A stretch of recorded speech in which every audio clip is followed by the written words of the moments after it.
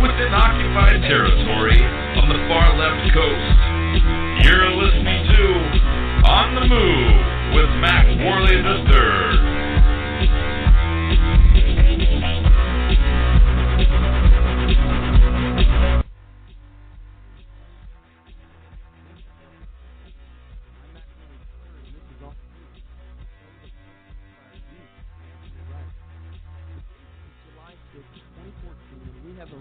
Really good show in store for you. I'm very excited about today.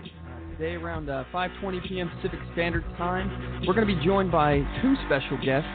First one is Alan Acostas of the Libertarian Motorcycle Club, and then we'll also be joined by his good friend Daniel Kay. Daniel is a German citizen, and he's here to shed some light on some international issues. So we'll be taking your listener calls and reading your emails, and we're also going to be talking about whatever you guys would like to talk about. So whatever comes our way, we are open. The MacPack phone lines are open. The telephone number is 619-924-0986. Again, that is 619-924-0986. And if you would like to join the conversation, we also can do it through email. The email address for the show is talk@onthemoveshow.com.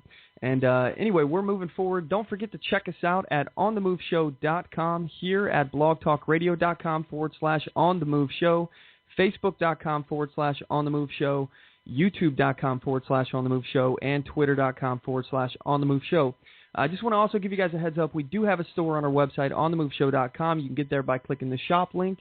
We got hundreds of products for sale on there, ranging from T-shirts to freeze-dried food, to books that I recommend reading, to basically anything you can think of. So go ahead and check that out. It's on our website. Your purchases will actually go towards making our program bigger and better, and I just really want to thank everyone for your support on that. So we have had a extremely busy week here. Obviously, of course, it was the 4th of July this Friday, and I hope that all of you had a happy and a safe Independence Day celebration. I always think this time of year, I reflect back to the words of our second president, John Adams. He said, "I believe that it will be celebrated by succeeding generations as the great anniversary festival. It ought to be celebrated by pomp and parade, with shows, games, sports, guns, bells, bonfires, and illuminations from one end of this continent to the other." Now think about that and reflect it back to what we do now. I mean, we do illuminations now. We definitely illuminate the sky at night through fireworks. Those are the traditional way that we celebrate the 4th of July, our Independence Day. And I always reflect on, like I said, this statement, but I imagine looking down on our country from outer space, and seeing the whole country at once celebrate freedom. Can you imagine even just being in an airplane flying over the country at night on the 4th of July? What that would be like? I've never done it. I'm curious if any of you have. If you have, I'd definitely love to hear it. 619-924-0986. I'm curious to hear what that experience was like. I've always wondered what it would be like, and the thought of that just makes me smile. So anyway, like I said, here on the show, we have had a heck of a week. We released the video of my unlawful arrest, so if you haven't seen it, feel free to check that out on our YouTube channel, youtube.com/onthemoveshow. Don't forget to subscribe to us on there for more videos. We do more. Basically, we release original content every week on there, multiple videos, so feel free to check that out. If you could also help us spread the word, we would really appreciate that. And if you'd like to get involved, we have a donation fund. It's on our website at onthemoveshow.com/donate.html. So feel free to check that out. Anyway, at this point, we're going to go ahead and move forward into the first segment of today, and we like to call it This Day in History. This Day in History. Because people have got to know whether or not their president's a crook. Well, I'm not a crook. Yesterday, what our country can do for you. Mr. Gorbachev tears down this wall. And the people who knock these buildings down. A date which will live in infamy. We shall fight in the field and in the streets. We shall fight in the hills. We shall never surrender. Okay, on this day in history, according to Yahoo News, on July 6, 1687, Isaac Newton first published his Principia Mathematica, a 3-volume work setting out his mathematical principles of natural philosophy. In 1911, Venezuela became the first South American country to declare independence from Spain. Kind of ironic that's shortly after our 4th of July celebration. So, also in 1865, William Booth founded the Salvation Army in London, and we can see that spread to the United States as well. In 1935, President Franklin D. Roosevelt signed the National Labor Relations Act. In 1943, the Battle of Kirks began during World War II. In the weeks that followed, the Soviets were able to repeatedly repel the Germans, who eventually withdrew in defeat. In 1947, Larry Doby made his debut with the Cleveland Indians, becoming the first black player in the American League. And I'm going to go ahead and comment on this related to right now. That was the Cleveland Indians, and I'm sure you've all been hearing in the news the conversations, this phony controversy with the Washington Redskins. I'm in Washington State, and just for the record, I'm not a big football fan. I don't really watch, especially pro football. I don't really watch a lot of football, but I find it really ridiculous that there is even a controversy right now with the name, the Washington Redskins. They're acting like it's some kind of slur, like it's being used to degrade the Native American people, which, by the way, apparently now prefer to be called Indians. And that seems to go against what we've been told through political correctness. But recently, and I find the most ridiculous act right now that we're seeing, the U.S. Patent Office has canceled the Washington Redskins trademarks. Now, let's look at that for a second here. We'll get back to this day in history. We're not done with that. But I just want to point out some really odd facts here of this, okay? They've made it so that they no longer have the sole right to use and make money off of the name Washington Redskins. They can't sue now. If you took away their trademark, they can't sue for other people using it. Is this really going to have the effect that they want? I'm assuming that they want them to stop using the name Redskins. Well, they're not going to. At this point right here, it basically just means that more people are going to use the name Redskins. People now have the ability to use it and make money off of it. So now more people are going to be putting out merchandise and information with the Washington Redskins trademark on it. So really, it didn't eliminate anything. It didn't stop the use of the name, the Washington Redskins. They're still going to use it for the team. The team's not changing their name. And people are still going to do it. Now, relate this to Larry Doby here, getting on the Cleveland Indians, all right? Are we going to see names like Cleveland Indians, Atlanta Braves, and so forth? Are those names going to be eliminated? Are those going to have their trademarks revoked? Is it going to extend further past that? And let's look at the logical conclusion of this, okay? Are we going to relate it to other things as well, like the Fighting Irish? Are we going to do that? Is it going to extend that far? Are these names something that's so offensive that we need to actually restrict people from using? My answer would be no. Let's talk about the historical relevance of the Washington Redskins name. It was not put there as an offense to Native Americans. It was actually an honorary title. You name your sports team after something fearsome, after something that you have a lot of respect for, and that's what happened with the Redskins. They were, and even let's look at the Fighting Irish. That's an honorary title. Like, hey, these people are tough. We want to have that kind of toughness as well, and let's honor them by naming our team after that. So, this to me is really frustrating when we see the government stepping in and doing this kind of stuff, and then political correctness rearing its ugly head, trying to restrict things that it really has no business doing. It's a free market principle, really, when you think about it. If the Washington Redskins, that name was so offensive, then people wouldn't support the team. People wouldn't come out to games. People wouldn't buy the merchandise. The team would then be forced to change its name. So, anyway, that's just my thoughts on it. I'm curious to hear what you guys have to say about it. Give us a call. The number to the show is 619-924-0986. And we're moving back into this day in history segment. On 1962, July 6th, independence took effect in Algeria. The same day, civilians of European descent, mostly French, came under attack by extremists in the port city of Oran. In 1975, Arthur Ashe became the first black man to win a Wimbledon singles title as he defeated Jimmy Connors. Sorry about that. In 1984, the Supreme Court weakened the 70-year-old exclusionary rule, deciding that evidence seized in good faith with defective court warrants could be used against the defendants in criminal trials. In 1989, the Seinfeld Chronicles, the pilot of the situational comedy Seinfeld, aired on NBC TV. And in 1991, a world financial scandal erupted as regulators in 8 countries shut down the Bank of Credit and Commerce International. So anyway, we're moving on, we're moving forward, and I sure do appreciate you guys sticking with us. We're going to go ahead and cut to our first commercial break, and we'll be right back in about a minute. Don't go anywhere.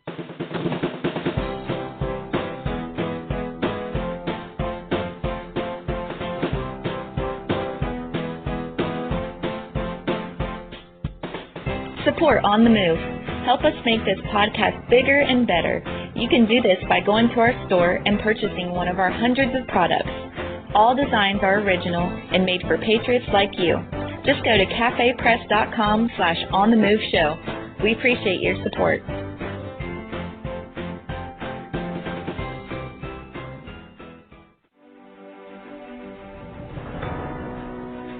Hi, I'm Latasha Worley, and I work with candidates to creatively and effectively communicate their message to voters.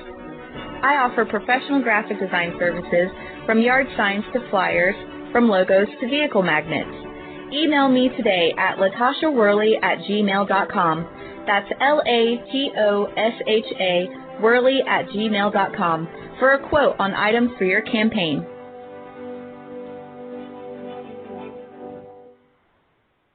And now it's time for Weekly Defender. You have the right to defend your life, the right to defend your family, and the right to defend your freedom. All right, this is a segment of the show where we report about armed citizens in the news who have used their firearms to defend their family, their property, and or themselves. Our first weekly defender we found on the St. Louis Post-Dispatch. A teenager was outside her home in St. Louis, Missouri, when 2 armed men came up to her and forced her inside her home at gunpoint. The teenager's parents were inside the home at this time, and both the parents responded by retrieving firearms. The teenager's father fired at the home invaders, killing one and wounding the other. The injured criminal fled, but was captured by the police a short time later. The surviving home invader was charged with they were charged with murder in the death of his accomplice, burglary, and kidnapping. Give me one moment here, and we'll move to the next one. On the next weekly defender we found on Valley News. Oh, 1 second. I'm being told by my producer that she cannot hear me. 1 second. We're going to start this over here. All right. Our next weekly defender we found on Valley News Live. Kurt and Vianne Wright were outside their home, which is in the downstairs of a consignment shop that they own, when they heard a suspicious noise. Armed with a .22 caliber pistol, Kurt went to investigate and happened upon a burglar inside the store. Kurt forced the intruder to the floor and held him at gunpoint until the police could arrive. Okay, sorry about that. We're having some technical difficulty here. Apparently there's some buzzing on the line. Sorry about that if anybody's being affected by that. But at this point, anyway, this is actually what happened on the... What is going on here? I'm sorry, guys. This is live radio, and this is the kind of stuff that happens. So give me 1 second here. All right. Anyway, at this point, I don't know what's going on. All right. Anyway, this was found on Valley News Live. Like I said, that was in Fargo, North Dakota, and this story was reported on June 16th, 2014. So you have a right to defend your family, you have a right to defend your life, and most importantly, you have a right to defend your freedom. We at On The Move, we support your rights, and if you have a story about how you lawfully defended yourself or you'd like to comment on one of these stories, we would love to hear from you. Give us a call. The number to the show is 619-924-0986, or you can email the show at talk@onthemoveshow.com. Alrighty, so at this point, we're going to go ahead and cut to one more commercial break. We're going to figure out what's going on with these technical problems, and we will be right back. Thanks for sticking with us, guys.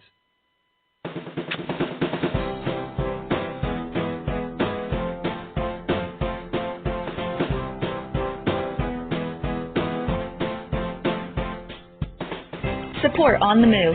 Help us make this podcast bigger and better. You can do this by going to our store and purchasing one of our hundreds of products. All designs are original and made for patriots like you. Just go to cafepress.com/onthemoveshow. We appreciate your support.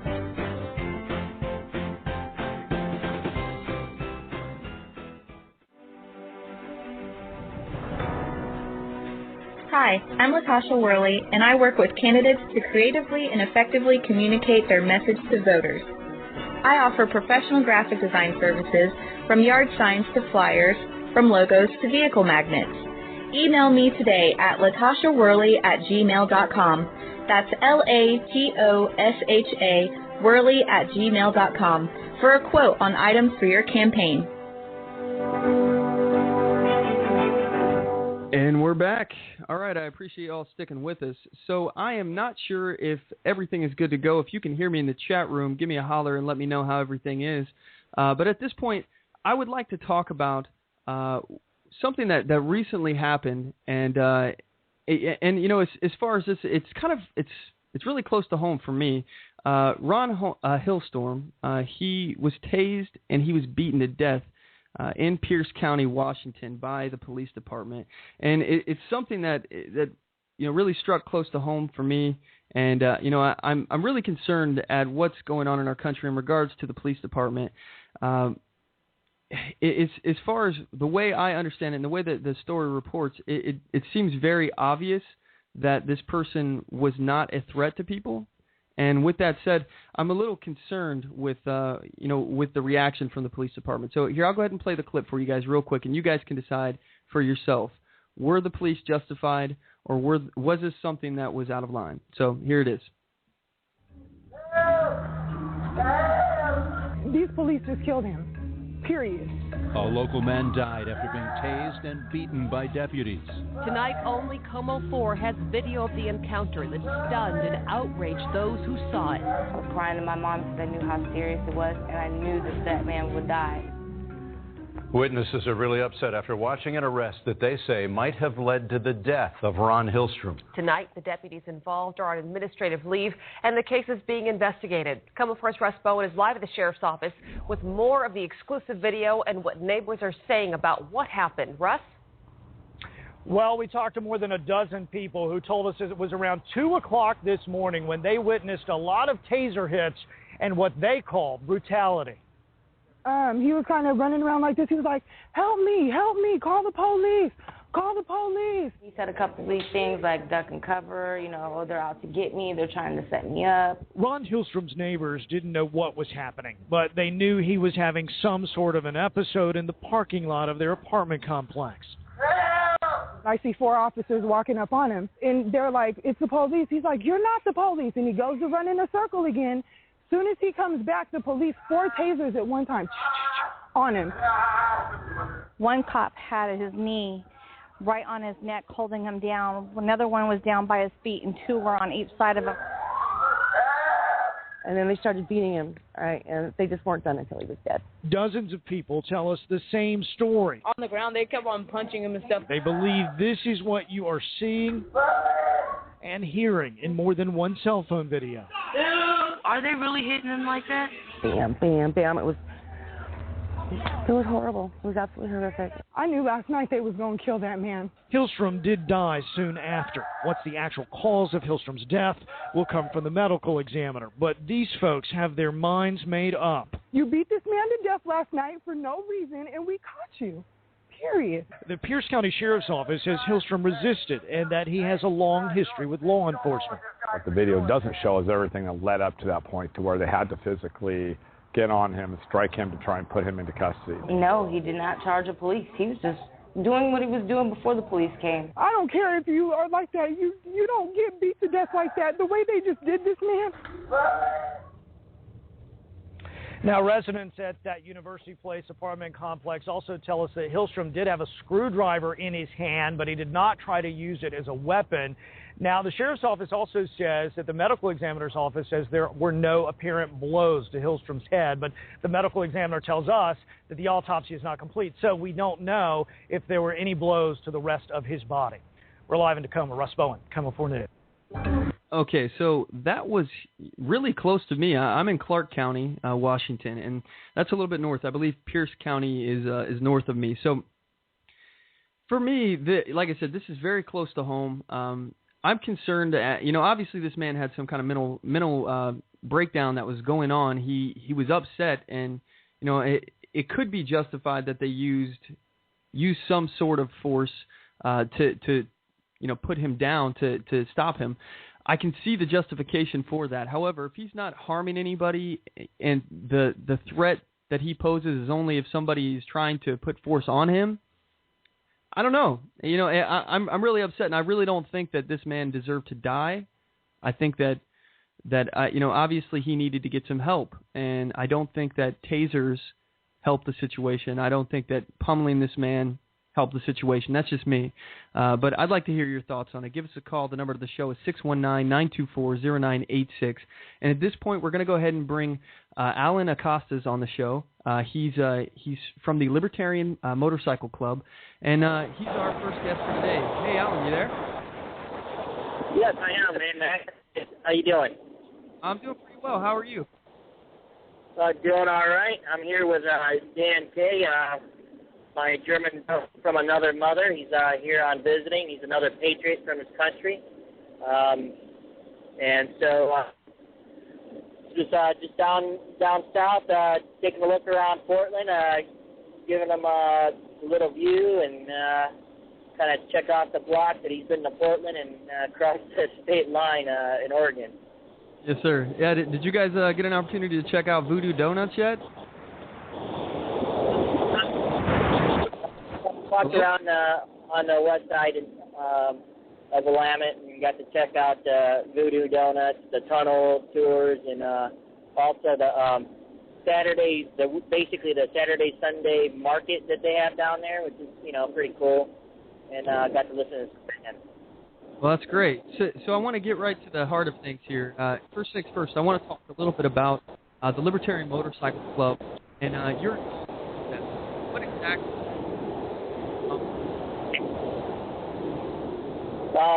Basically, the Libertarian Motorcycle Club, we put two passions together, and basically political activism and our passion for the riding our motorcycle. And our members are very obviously very like-minded. They have concerns of what's going on in our country today. We want to do our best to try to educate, try to influence. One of the things that make the Libertarian Motorcycle Club strong is our network, working with other organizations that are like-minded, such as Oath Keepers, and also working with the Libertarian Party of Washington, and so what we try to do is just get down to the nitty-gritty, remind politicians that, hey, you guys, there is a document out there that, believe it or not, that's, almost near perfect, and you guys just got to follow them and not to try to put so much twist on it, and, and just got to, with the stuff that's out there, and it just seems that sometimes the politicians that are elected today, they just get lost within the political party rhetorics that they're in, and they tend to forget that they're supposed to be a representative body of the people for the people, and they don't need to be telling us how we should be living, but they need to represent us truly. Absolutely, yeah, I definitely agree with you on that. And as far as some of the things that you guys are doing with the motorcycle club as well, what are some of the things that you guys are actually working on right now? One of the things that we've got that we've been working on is a couple months ago we started working with a Crazy Face Outreach with the street feed. One of the things that the motorcycle community is very big on is giving back to the community and reaching out to the people in need, not only working, trying to raise funds for some great causes out there, but one of the things that we emphasize with Crazy Faith Outreach is getting out and giving back to the community. You know, we don't really, a lot of people come on hard times nowadays, especially with the economic situation. And, you know, it's hard to believe that 1 in 6 Americans are food insecure in America. And then out of the homeless, 1 in 4 are veterans. So, you know, we've got to do a lot better as a country in giving back to our community. And one of these things, you know, is getting out there and volunteering, giving back. You know, we know that this country has given us a lot, and we just want to give back. Yes, sir. Yeah, and that's definitely admirable. I'm curious, who was the actual founder of the Libertarian Motorcycle Club, and why did you in particular join it? There's 3 of us that, you know, we were kind of good bikers, and you know, we were independent at the time, and you know, we sat and did a round table, and we were, you know, discussing how things are going. One of the founders is Randy B. He's up north at Whidbey Island.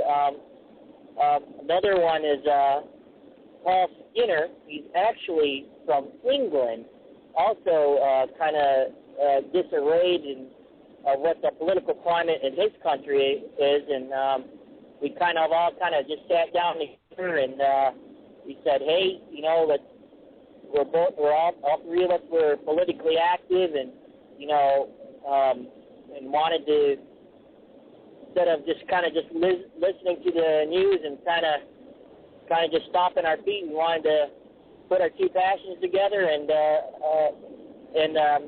go try to make changes and try to educate folks. And you know, hey, you got to go out there and vote. You got to go out there and you know, the things that you believe in, you got to go out there and fight for it. You know, our veterans are doing a great job of holding the front, but we've got to do our part here and get active. We can't give the politicians anymore a free pass and to let them do whatever they want to do and dictate how they want us to live.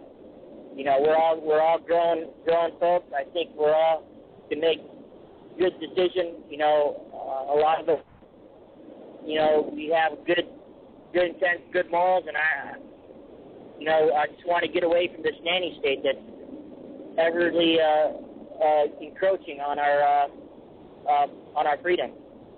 Yes, sir. Yeah, well said. And, you know, with that, I'm curious, are you guys recruiting for the Libertarian Motorcycle Club? Do you have to ride, by the way? Do you have to have a motorcycle? Are you taking anybody, or what's the deal with that? We are not brand specific. All we want is that your motorcycle be 750 cc's. This just allows us to maintain pace on some of our long rallies and runs, especially when we're working with other clubs, and basically, you know, right now, you know, we want you to have like either kind of a cruiser or a bagger, but we kind of like we're diverse. We have a member that has a few members that have Victories, a couple of us have Harleys. At one point, we had a guy that he started off on a Yamaha and then he switched to a Victory. But you know, again, all we want to maintain is that engine size at 750 cc's. We are actively, you know, recruiting, you know, but we want people to be active, and that's why we wear the 3% badge on our vest. Is we want to we work closely with other organizations when they do what they call a call to action. You know, hey, we need you guys to be here at this local municipality. They're trying to pass ordinance that is infringing on our rights, or we need you to be help us out on, like, for instance, the Oath Keepers calling us out to the committee hearings up on Capitol campus. You know, we need you guys to help us do a show of force, kind of speak either for or against, you know, making sure that these guys that are sitting in these positions, they know that we are watching, that we are there, and we're going to be on their butts. No longer will their political parties be the ones that dictate, but we want the people to dictate, and they represent us, not the party or the corporation. Yes, sir. So as far as you mentioned some organizations that you work with, you mentioned the Oath Keepers. Have you guys worked closely with Patriot Guard riders, other organizations out here as well? Yeah, we work, you know, with the Patriot Guard. Patriot Guards, you know, those guys, you know, they do a lot of services for veterans.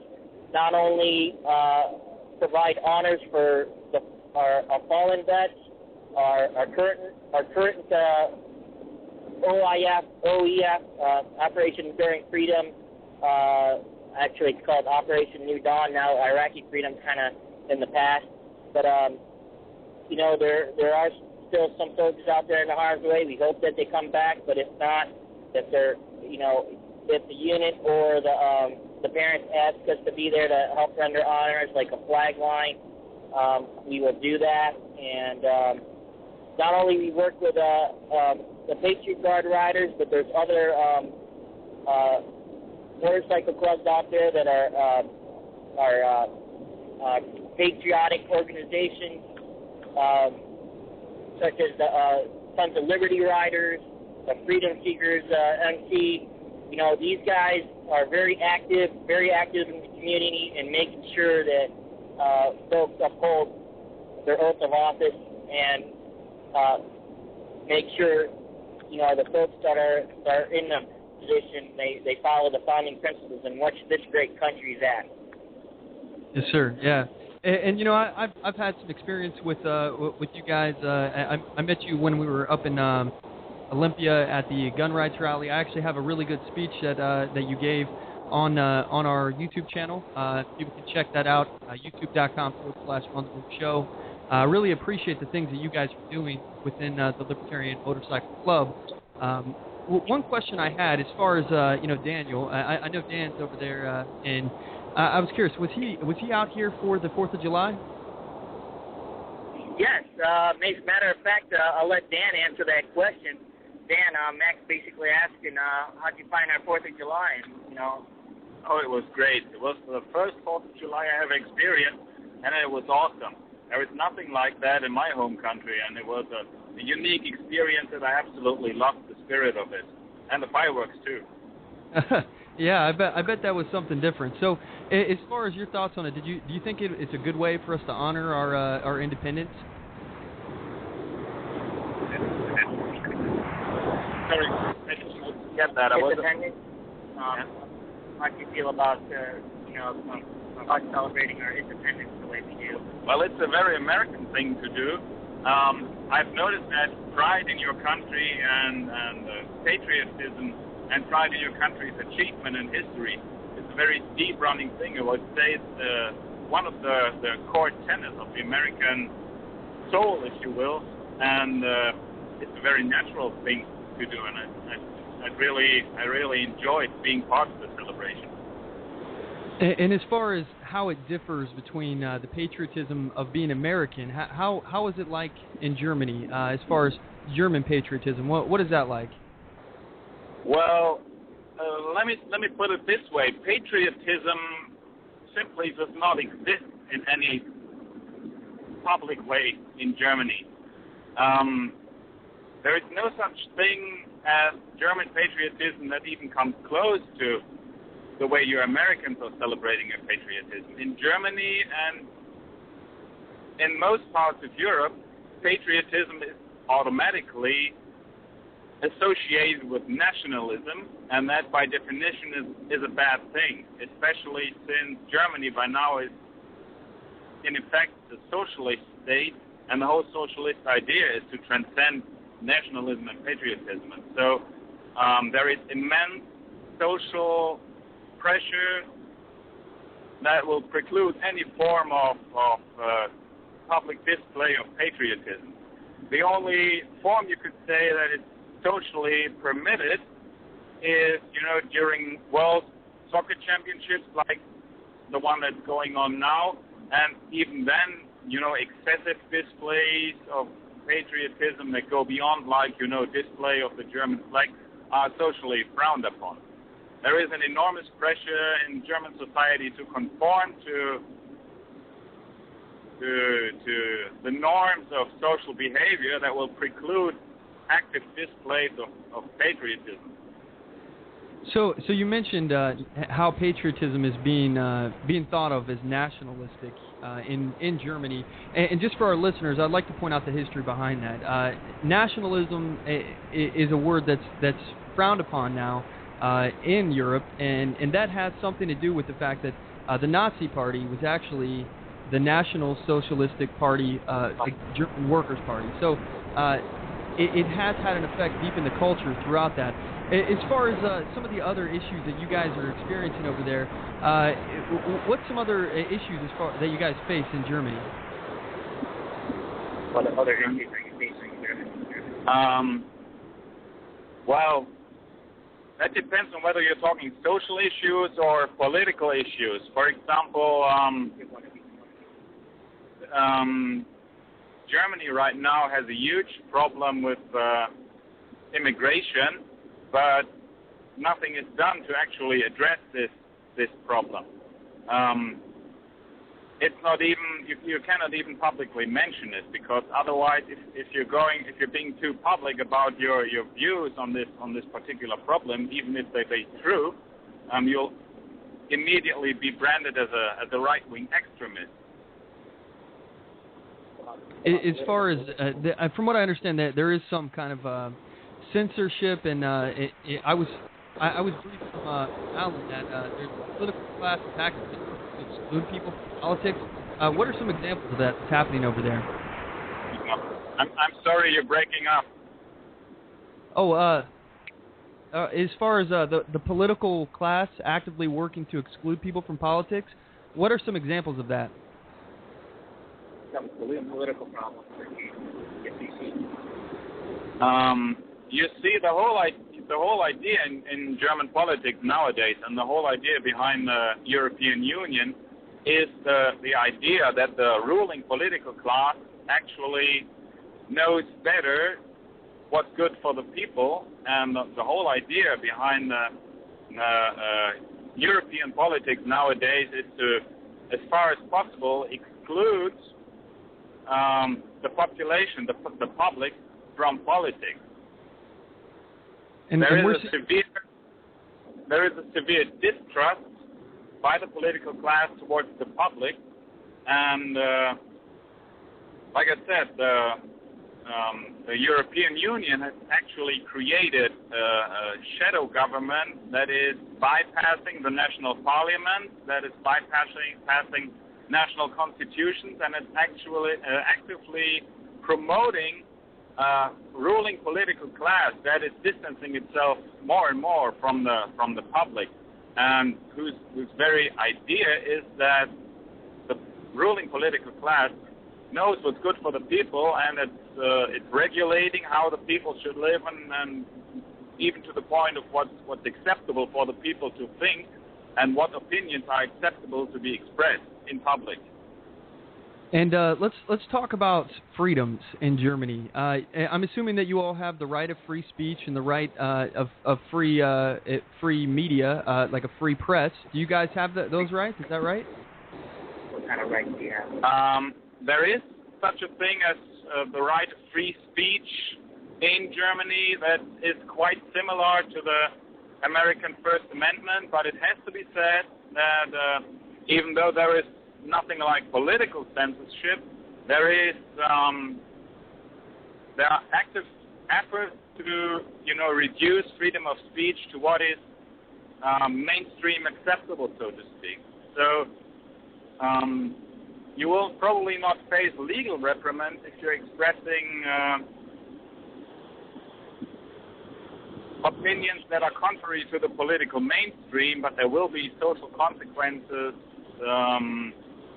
For example, if you're in a political position, you might lose your office, or if you're in a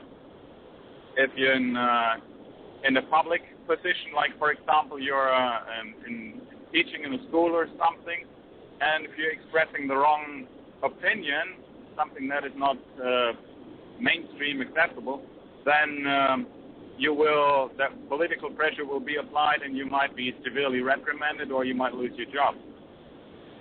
And can you explain about the opposition groups and parties with so-called politically incorrect views that are being met with violence from leftist political activists in Germany right now, and how police are unwilling to enforce freedom of speech at these rallies?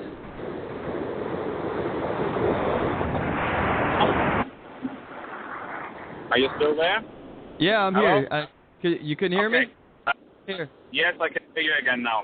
Well, okay. One phenomenon that has been widely observed throughout the last 2 decades is the fact that some political activist groups, which are essentially private groups, but they receive support from labor unions and sometimes even members of political parties, that these activist groups will actively boycott and try to sabotage political rallies of groups whose political views are deemed unacceptable, going so far as that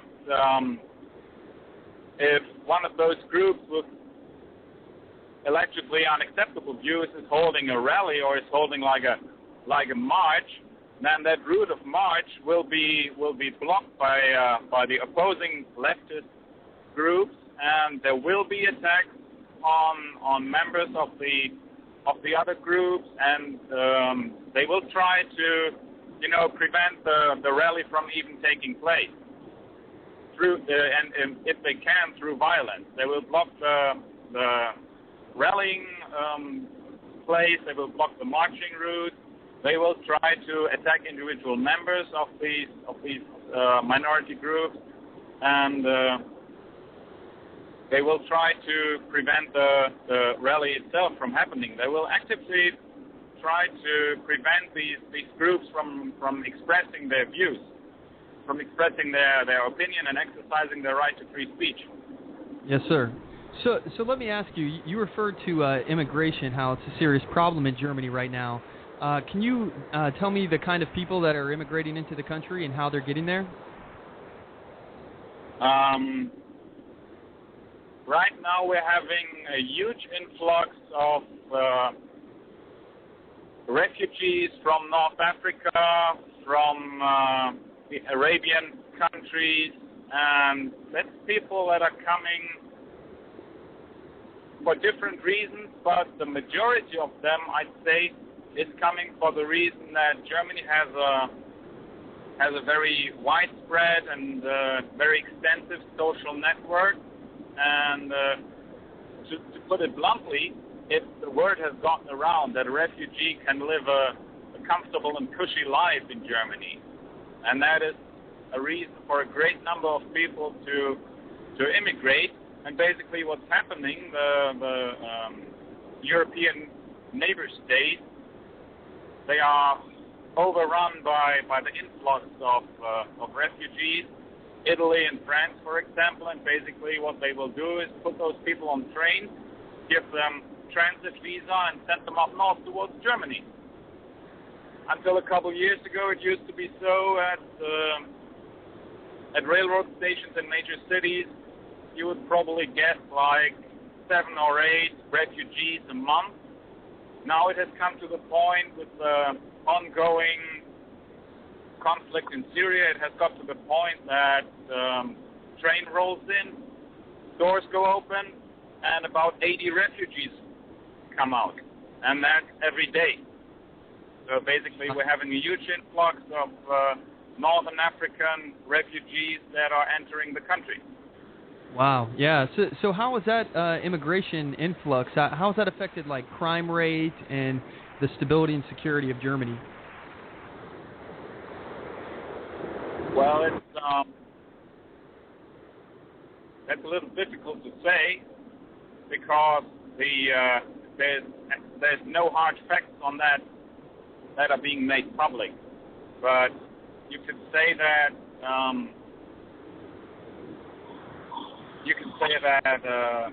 it does have an impact because these people have to stay somewhere, and they will, sooner or later, they will find their way into networks of their fellow countrymen who have come before them, and those networks are usually connected to organized crime, like drug crime, or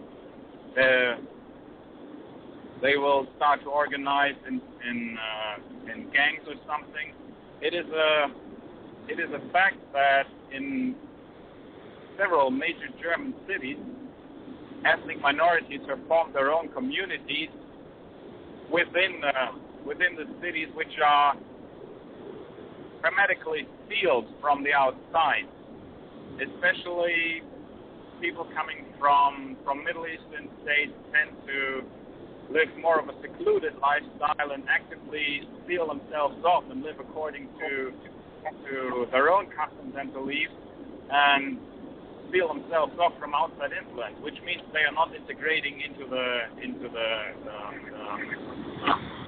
German culture, and they are not participating in community life, and basically they have become a community within the community. And as far as the actual immigration policies, regulations, things like that, laws in your country, how is the legal? What is the legal process for people to actually immigrate to Germany? Well, usually, if you're legally immigrating, you're applying for a visa, and then afterwards, you will, once you've gotten here, you will file the necessary paperwork and apply for a permanent residence permit. So it's pretty much the same as the United States, only we don't have a lottery. What happens when a refugee comes to Germany? He will claim refugee status, and then he will receive a permit that he can stay here until he can be safely returned to his native country. But as the practice goes, a lot of refugees will throw away their papers, and they will claim that they're coming from a country with like an ongoing conflict or something, where it's permanently impossible to return them. And even if you can prove where they actually came from, the native governments will sometimes not take them back. So what happens? These people come to Germany, and they will find a way to stay there for good. Yes, sir. So we see a lot of the similar things happening in our country as well. People are exploiting the system and basically doing very similar things here as well. I want to ask you, and this goes to the heart of what this show is about today. Are you, as a German citizen, are you satisfied? Are you happy with the current level of freedom that you have right now?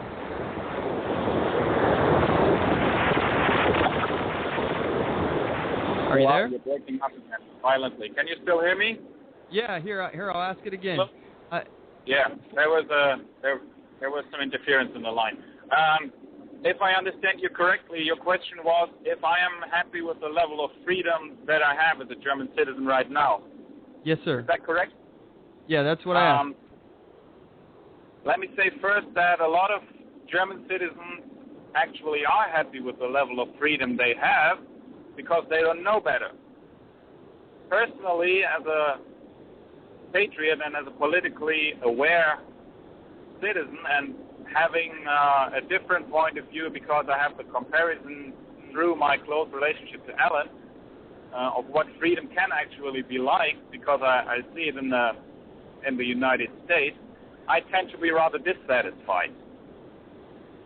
Like I said, the whole idea of the European Union is to actively exclude the people from political participation, and I know that we in Germany have a lot of a lot of our freedoms are actually at a reduced level when compared, for example, to the United States. Yes, sir. So in particular, what rights are you not satisfied with? Like I said, mentioned freedom of speech. Huh? Okay. Yes, like I mentioned, hello, are you still there? Yeah, I'm okay. here. I'm listening. I mentioned freedom of speech. There is something like a silent censorship that's taking place, and that's progressing. And second, for example, the whole idea of democracy is that people can actually change their form of government or the politics, that the people can actually influence the politics of their government through their vote. But nowadays, whatever way I cast my vote at an election, it will not make a difference, because basically all parties are running the same program, and the key decisions are being made at the European level by now. And the political structure of the European Union is more akin to something that, say, Bismarck would recognize, or something from medieval Germany, where there is actually a council of rulers that will make all the decisions, but the people have nothing to say about. And third, and that is something that I have been discussing at length with Ellen, is, for example, simple things like gun laws. I know that the freedom to own and bear arms over here is part of the Constitution, and there's no such thing in Germany. The status quo in Germany is that no citizen is permitted to own, let alone bear, a firearm unless he can actively prove that he has a need to. And provisions for you to be able to actually prove that you have a need to own a firearm is either you are a licensed hunter, of which there are only a few, or B, you're in a gun club, and you're proving that you need this firearm for your gun training, and even then you are only permitted to own one. You're not permitted to carry it in public. Wow. So what do you think about the right to keep and bear arms?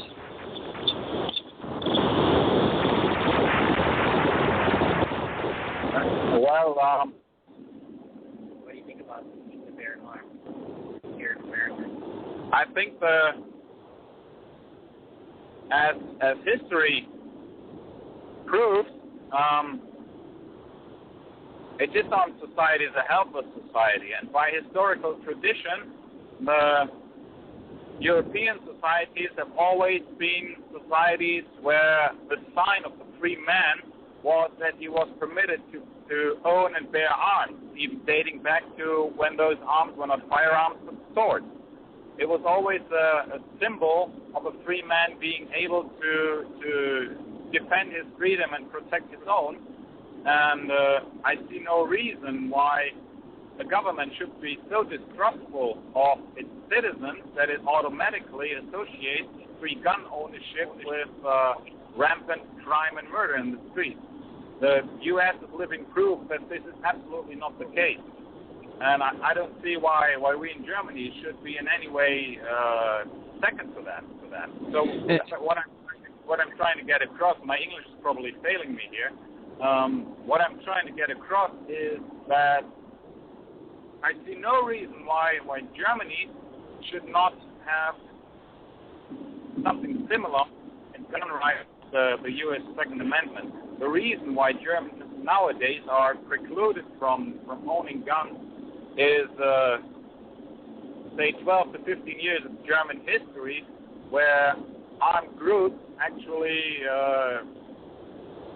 committed acts of violence in the street that sometimes, I'm saying, degraded down to riots and street fights.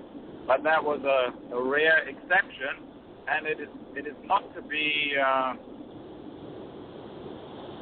It needs to be mentioned that those weapons that were used in those incidents were actually leftover army weapons from the war that the government failed to collect. Those were not privately owned weapons. Yes, sir. Yeah, that's a very good point. And let me just also kind of make a point here in regards to the crime in Germany right now. Being that citizens are no longer allowed to have firearms in Germany, is there crime? Is there still murders? Are people still being assaulted?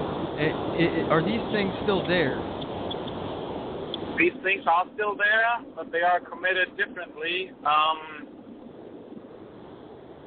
You get the occasional school shooting, you get the occasional murder, but school shootings are usually committed with firearms that were either illegally obtained or somebody neglected to exercise proper oversight over their weapons. One of the more notorious school shootings occurred when a father who was a member of a gun club failed to exercise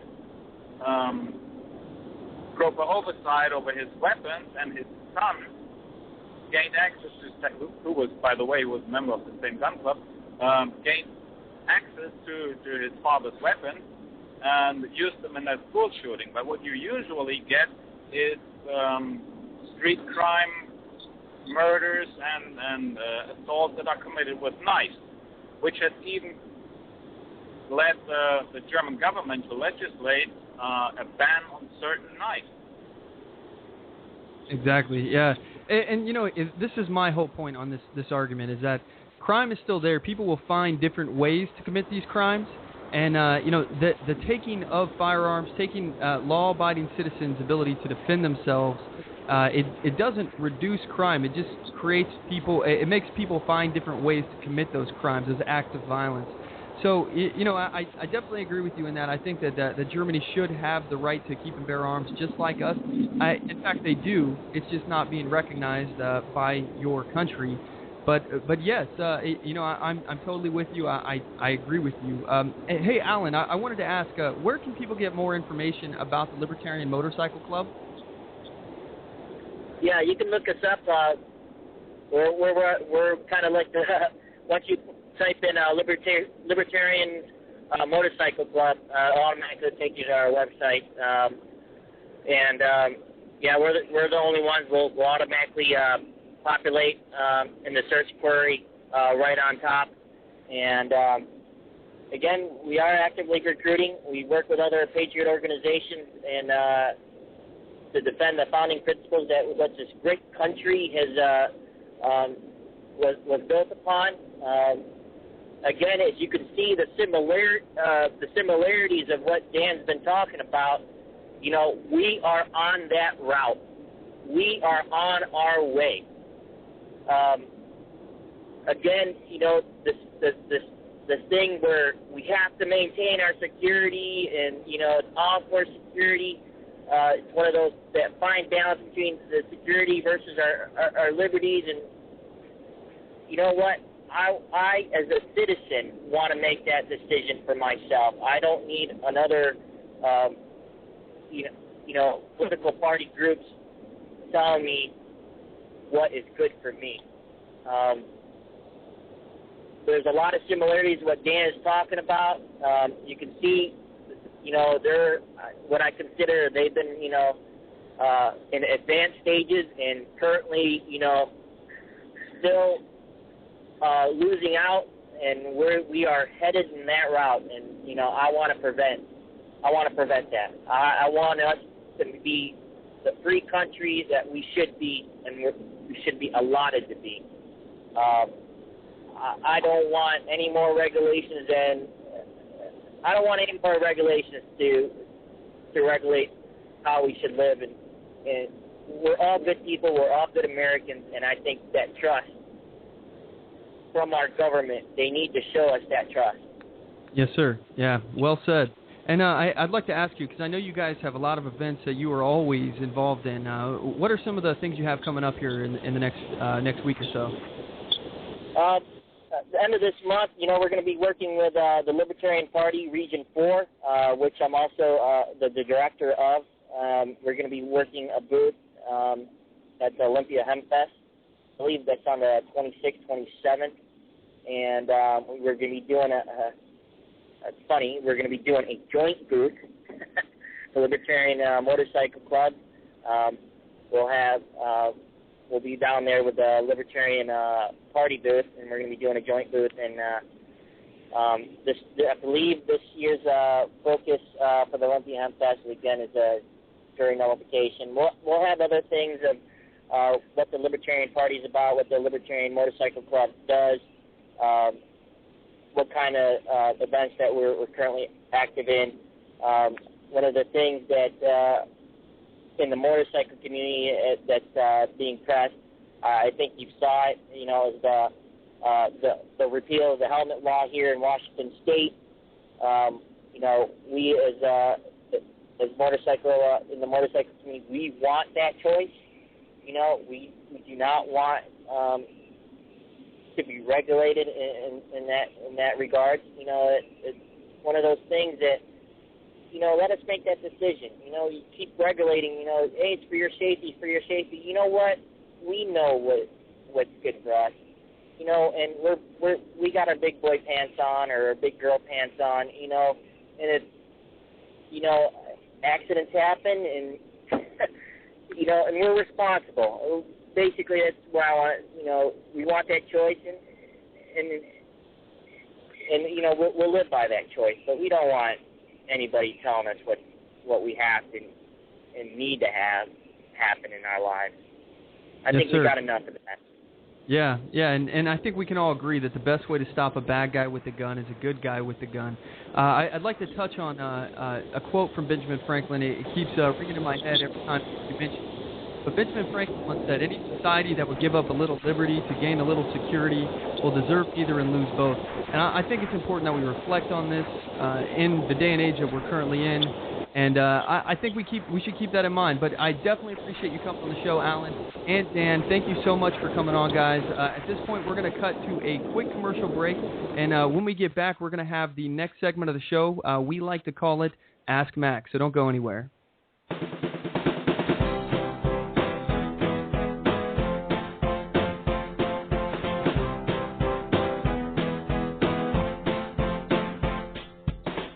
Support On The Move. Help us make this podcast bigger and better.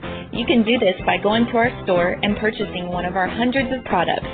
All designs are original and made for patriots like you. Just go to cafepress.com/onthemoveshow. We appreciate your support.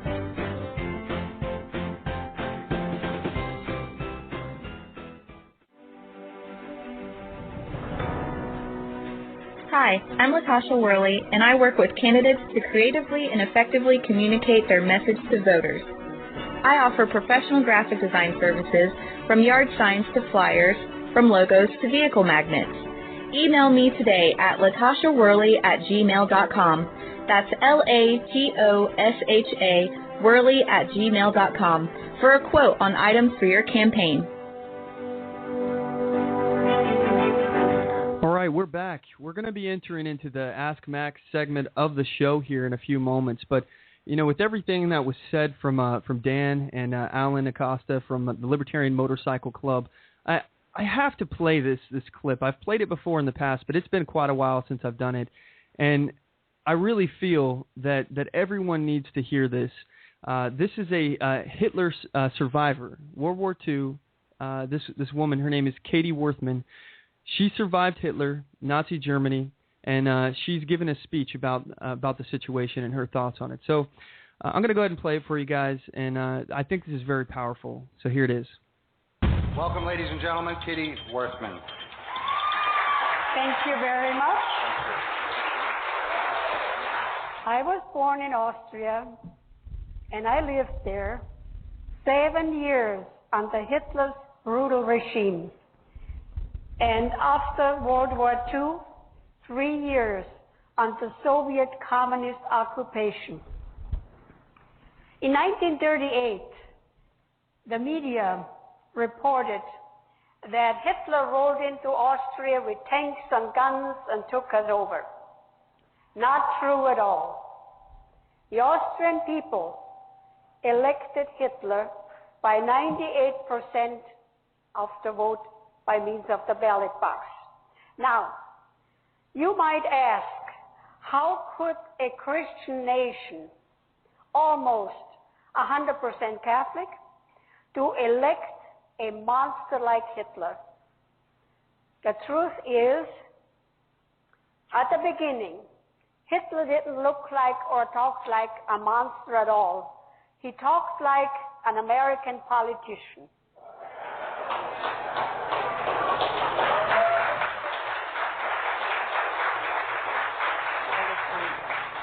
We also had gun registration.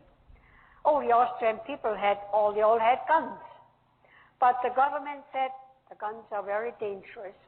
Children are playing with guns, hunting accidents happen, and we really have to have total control, safety. And we had criminals again. And the only way that we can trace the criminal was by the serial number of the gun. So we dutifully went to the police station and we registered our guns. Not long after, they said, no, it didn't help.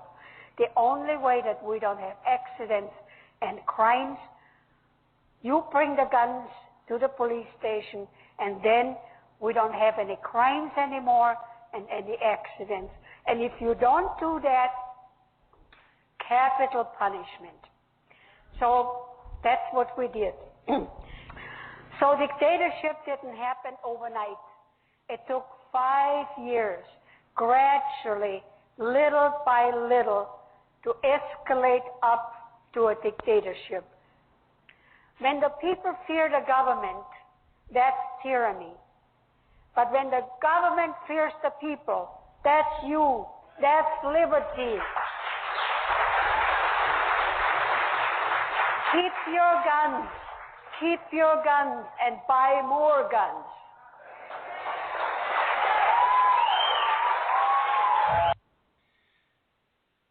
First they came for the socialists, and I did not speak out, because I was not a socialist. Then they came for the trade unionists, and I did not speak out, because I was not a trade unionist. Then they came for the Jews, and I did not speak out, because I was not a Jew. Then they came for me, and there was no one left to speak for me. Keep this stuff in mind, everyone. This is critical. This is how we slide into tyranny.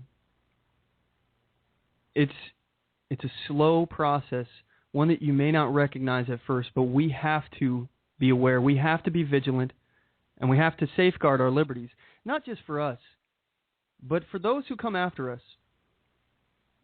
It's really important that we keep this in mind. You know, if you have children, if you have grandchildren, what are you leaving to them? What kind of legacy will be left? Are you going to have an answer when they ask you, how did we lose the right to bear arms? What did you do? What did you do to preserve our Constitution? What did you do to preserve the rights? Did you do anything? It's time that we all stand up and speak out together. And I'm with you guys, and I stand with you. I hope you stand with me. Anyway, at this point, we're going to go ahead and enter into the next segment of the show, and we like to call it Ask Mack. It's time to ask Mack.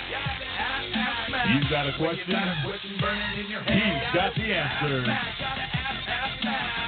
Time to ask Mack. When you got a question, time to ask Mack. All right, this is the segment of the show where I answer your questions. So if you've got a question that you'd like me to answer on the air, you can ask it in several ways. You can email us at talk@OnTheMoveShow. You can post your questions at our Facebook, facebook.com/OnTheMoveShow. Don't forget to like us on there. You can also tweet us at OnTheMoveShow. Follow us on there if you'd like. Make sure that when you tweet us, you include the hashtag AskMack. That way I can find it on there.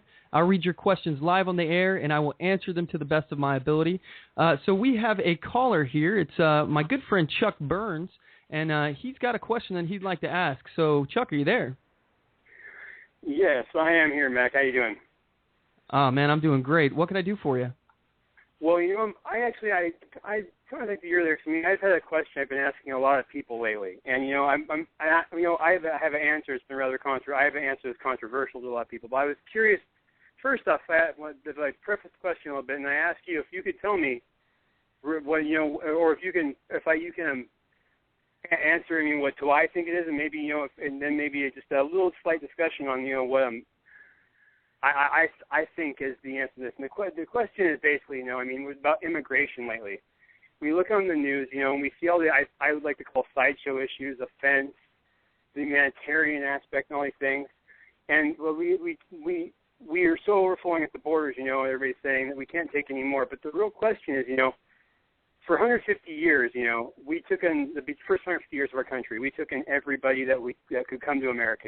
We shared the idea that was freedom with anybody who could get here, and if they proved themselves worthy and they worked hard, they could be a citizen in the end, and they got their citizenship. And the question I have for you and for America really is, what changed about our country? Why is it that now the country that once created in 150 years more wealth than any civilization did in history, we did that in 150 years. What changed?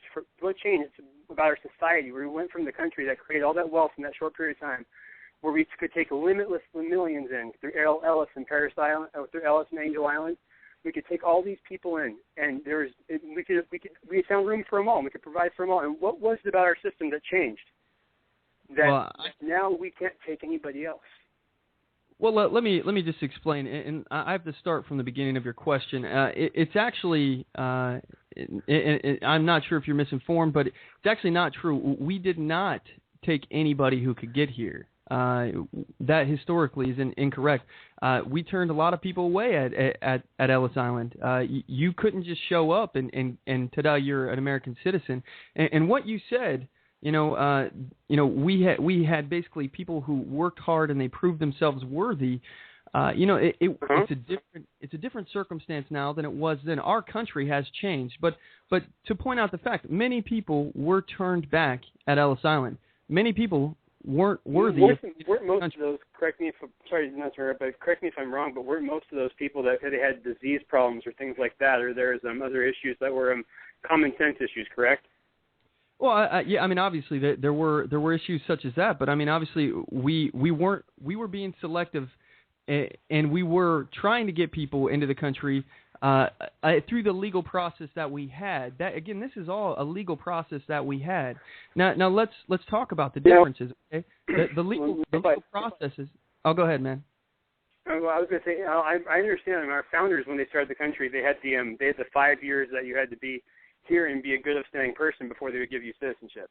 That was our founders, and that was the 1795 Citizenship Act, I think, right? Exactly. So the thing is, though, is that even though we had the Ellis Island and Paris Island, we had no border fences on the north and the south, and many people came here, that ended up assimilating into our culture, and we had this country that could, that had this engine. And I guess I'm going to go ahead and answer the question at this point, because I wanted to pose it to you because I've been getting a lot of flack on this from a lot of people that that I dearly like and I disagree with on this, and that's that our country, we create all that wealth and everything because of the beautiful engine of the free market. I know that you're a liberty-loving guy, and we know both. I think everybody listening would agree that the free market is this creative engine that will provide innovation and create things and inventions that will require all those people that come, and will give them work, and because it unleashes the potential of man, right? When you free him. And our country, we've lost our American ideal to the point that we've not been vigilant. And that's why I heard your second segment you led into this with. I thought you were listening to my mind and my thoughts, because you're talking about the vigilance that we require as a nation to keep our freedom. And we lost that vigilance, and because we lost that vigilance, we killed our free market engine. We killed the thing that provided all that for all those people, those limitless millions almost. We did turn people away, but we accepted many more than we turned back. And we didn't need those fences and the borders, and we had all these people come here, and what changed our country was that we destroyed we didn't pay attention. The engine, the thing that drove that parity, I think. You know what I mean? And I'm getting a lot of pushback from this. Go ahead. One more. I'm sorry. I want to comment on what you're talking about, because you are right in a lot of ways. But let me point out the fact here, okay? Our country has changed, and you hear all the time, you know, we're a nation of immigrants, and that may be true. Mm-hmm. You know, most people came here from another place, but there's a misnomer in that. All right, there's a bit of deception in that. It's to say that, you know, we can sustain the flood of immigrants, you know, coming across our borders who have no plan, who their only plan is to mooch off the system, to come here and live comfortably.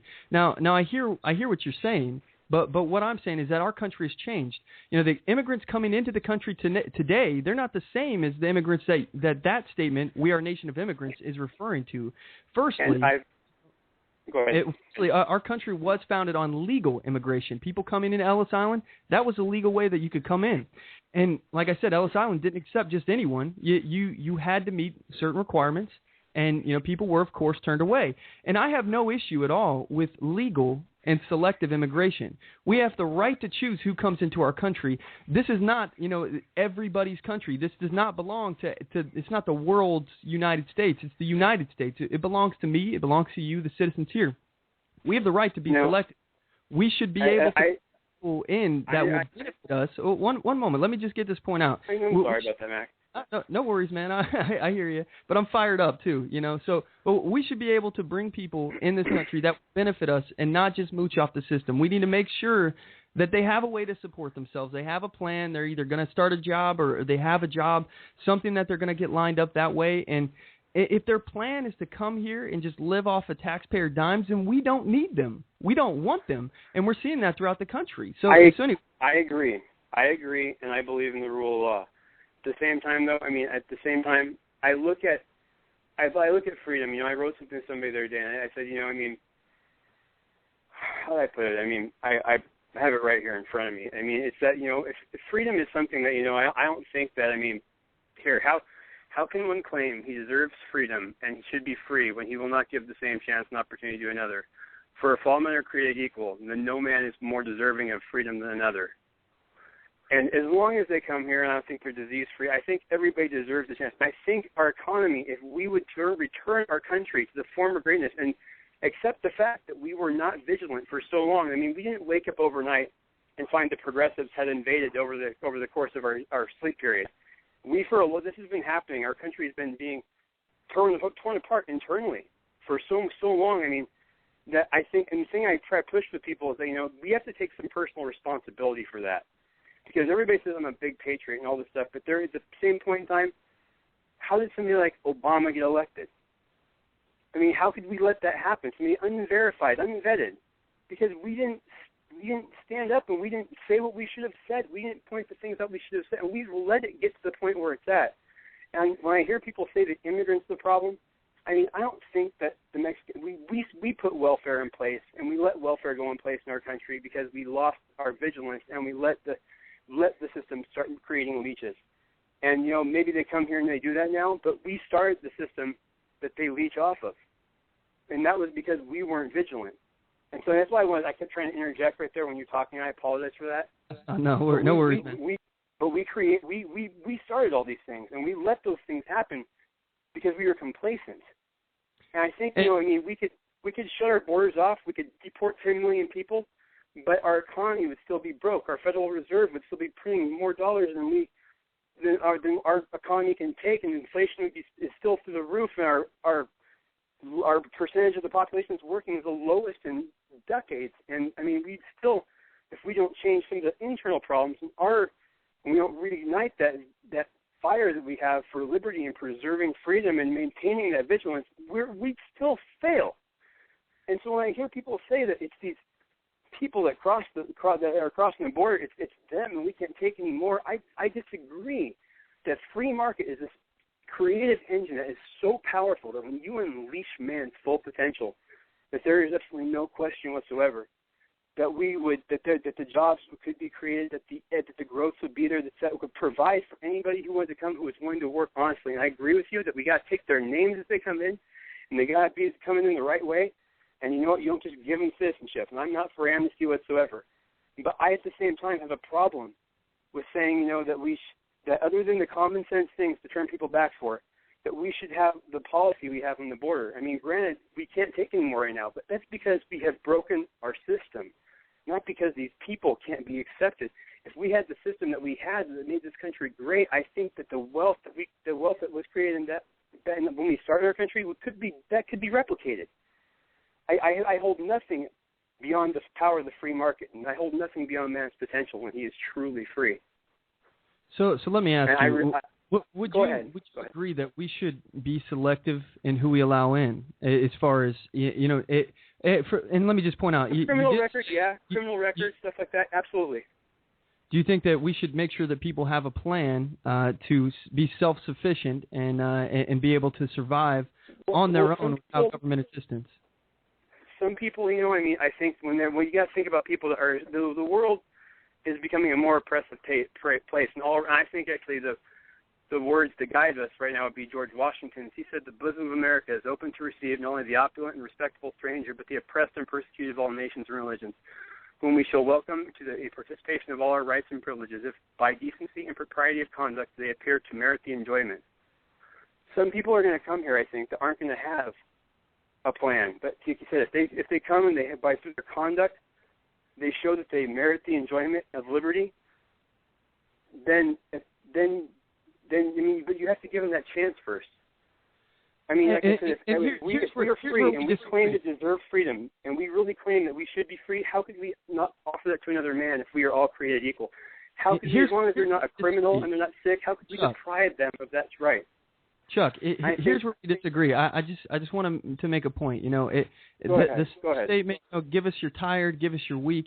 You know, I disagree with that, and I disagree with bringing people in that don't meet certain requirements and that could potentially fall back onto the welfare state. Now, you mentioned before that things were different. Yes, things were different. We now have a welfare state. We cannot afford to have people come into this country without a plan and take from the taxpayer money. So is the answer denying them freedom, or is the answer stopping the welfare state and, you know, going forth from there?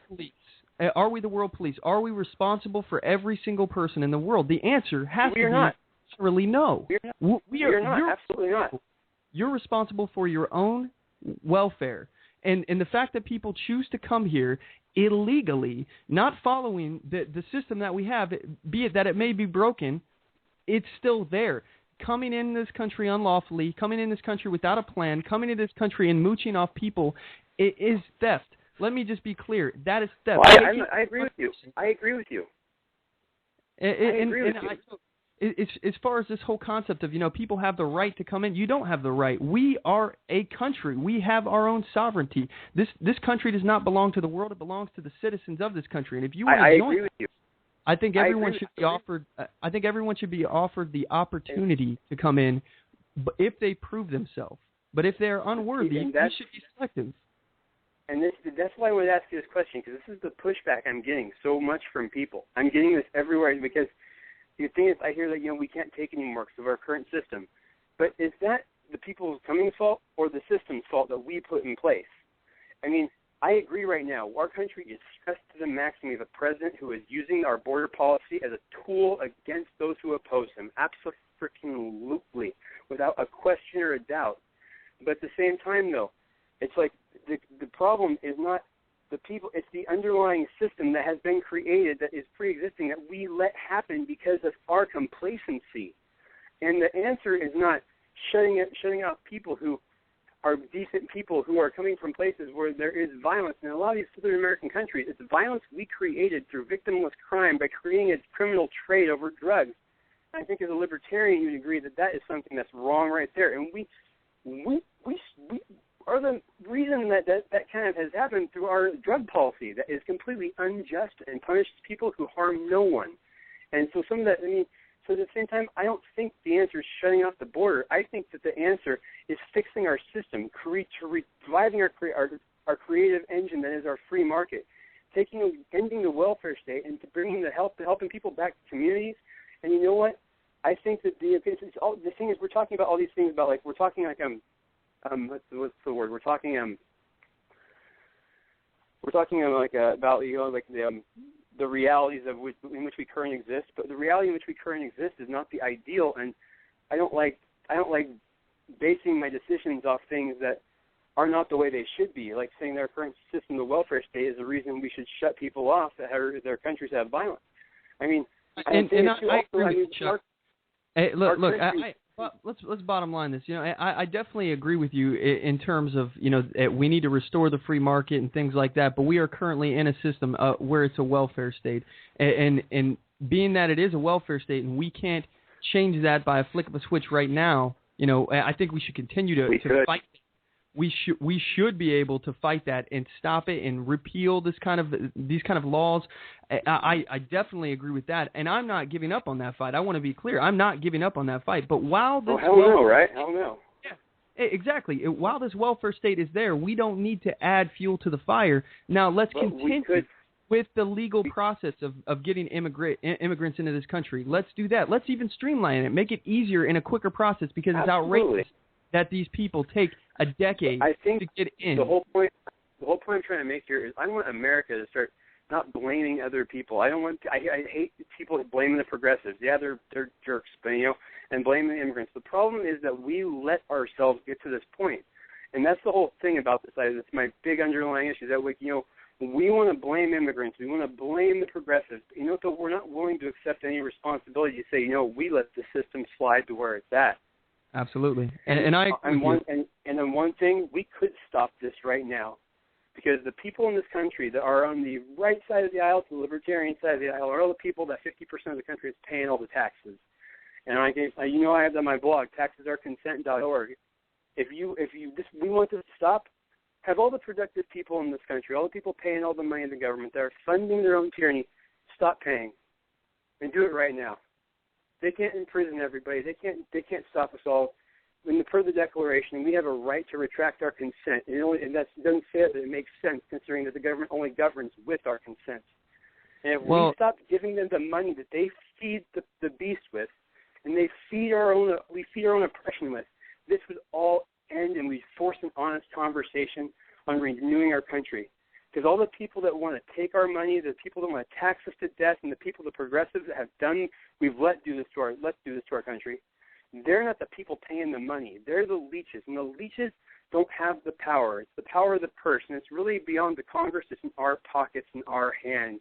And if we keep giving a government that does this to us money, if we keep giving a system that is breaking our backs money just to break them more, we have no one to blame but ourselves, and we have to stand up and accept the responsibility that we have to take a hard choice and say, some of us they'll come after some of us in the beginning, but if we stop funding it now, this all ends.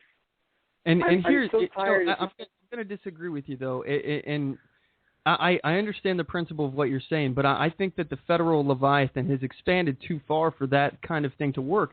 At this point, it doesn't take much for them to put a lien on your property, to basically just take the money right out of your account. A lot of people if half the country did that, it wouldn't work.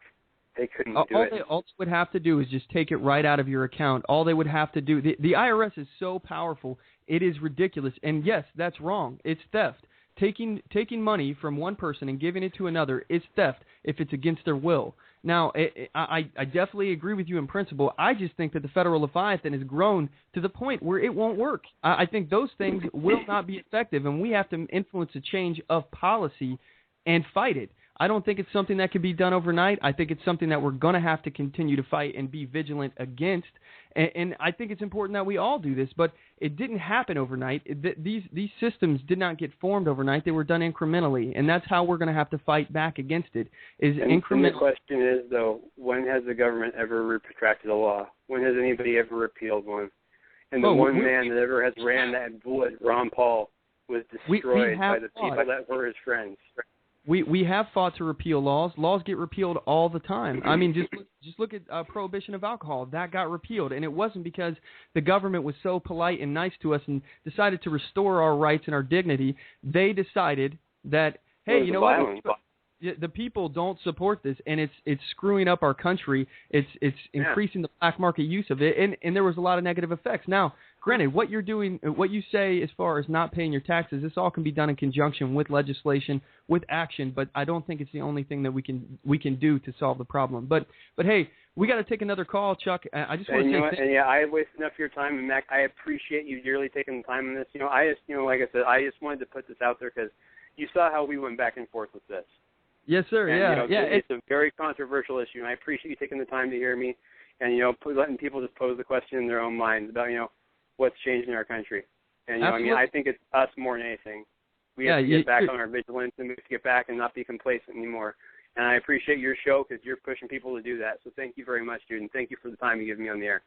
Well, thanks, Chuck. I really appreciate it. And again, I'm with you, man. I understand where you're coming from. We have some disagreements, but man, I still got a lot of love for you. And thank you so much for calling in. That's why I called in. At this point, we have another caller on the line.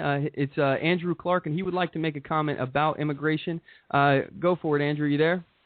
Yeah, I'm here. All right. What's on your mind? Sure. Your last caller, he made some pretty good points, and I know we feel heartfelt for these children and families coming over, but this wasn't something that just happened overnight. In January, I know there's a lot of talk. In fact, I've seen video of a person that was actually screen recording going to one of the government websites where they were asking for contractors where you can it's a gov site where you can actually get government positions, asking for people to be escorts for unaccompanied children between, I think it's 45 to 50,000 that were expected. Now, this is back in January. Here we are now, and they're here. I've looked at that job listing. It's no longer there on that site. But, I kind of think this was anticipated well before now. All of our resources our border resources are going to these children and housing, yet the other areas of our border are wide open for cartel members and the likes to come through. A poignant point I want to make to your last caller is, sure, there are a lot of decent, hardworking people. I've grown up around Mexicans. I've had them as my neighbors. I've gone to their fiestas and hung out with them. They willingly admit that they're illegal. They talk about their life in Mexico. We've got to be good friends, have some chats. But also, at the same time, you have a lot of folks that are coming through that are downright nasty, that managed to escape criminal charges in Mexico and took the easier path into America since the borders are so weak. One example that hit home with me was in 2011. I lost a very dear friend of mine. His name was Jesse Benavides. Some of your callers might have heard the story before. It was covered on Bill O'Reilly on 2 different episodes. It was also covered on Justice with Judge Janine. It was also covered on First 48, which was almost unbearable for me and my wife to watch. My friend, I knew him since 15 years old. We were wild as kids, but he grew older, and as I did, matured and had a family. He got divorced. He married an illegal, or didn't marry, but started dating an illegal. She and him, were hitting it off pretty good, and he told me that he was going to leave a nice home in Garland and go back to Oak Cliff to live. And I warned him, and I was like, Jesse, you grew up there. It's a bad area, a nasty area of Dallas. He said, don't worry, I have my defense at my house. I was like, well, that's not what I'm worried about being in public. Well, they were at a party, and his fiancee's sister was estranged from a man named Santana Gaona. Santana Gaona had just months prior been put in jail after he got divorced with my friend's fiancee's sister. She was also illegal. Had been estranged from him, so he came to her house and sexually assaulted her and held a gun to his head. I don't recall all the exact details. It could be found online. But he was locked up. He was put on an ICE hold. This would have been his second deportation to go back to Mexico. Okay, he was already been deported twice, so this would have been his third time. His wife, out of fear and reliance upon him, dropped the charges of sexual assault. He gets out. He's released off his ICE hold. He was supposed to be deported, but DHS or whoever let him go. And so he shows up at this birthday party where my good friend, best friend, Jesse Benavides, was in attendance with his 8-year-old son who he, from a previous marriage, had for the weekend. The boy was only 8 years old. They were at a child's birthday party. The man shows up there, and my friend's fiance's wife ran inside out of fear. And everybody started saying, what is this guy doing here? What is this guy doing here? Okay, so they run him off. He goes out into his car and just sits there. So my friend is the type of person that sticks up for people. He has no problem jumping up and defending you if he feels it's the right thing to do. He goes out and they have a confrontation. The guy just, not really a confrontation because my friend did all the yelling at him and telling him to pick on somebody like a man. The guy just sits in his car staring ahead or whatever. So the person who owned the home, I think a relation to the fiancé, told my friend, just, hey, Jesse, forget this guy, come back in. So my friend turns around to walk in the house. The illegal gets out of his car and unloads every single round he had in his gun into my friend's back, killing him cold blood. Now, his son got to witness this. His 8-year-old son got to see his daddy dying, my best friend dying. This guy was a good guy, worked very hard. Now, see, I guess the point I'm trying to make is immigration is like a box of chocolates. You never know what you're going to get. One minute you might get a sweet tasting chocolate, another minute you might get something that you're not so keen to. You don't know what you're going to get when you have an unchecked, unvetted process. And this goes back, to the strange experience we just had last week. But I'll pause at this point.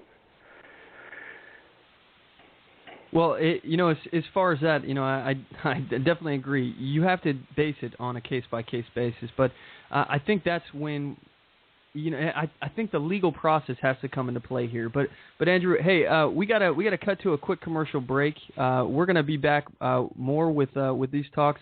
And actually, I have some more questions here, but I want to get to this next episode. We've kind of already run over on time here for this segment. I want to let Cindy from Facebook know that we're going to be reading her comment on the next show and reading her question. But we'll be right back. Don't go anywhere, guys.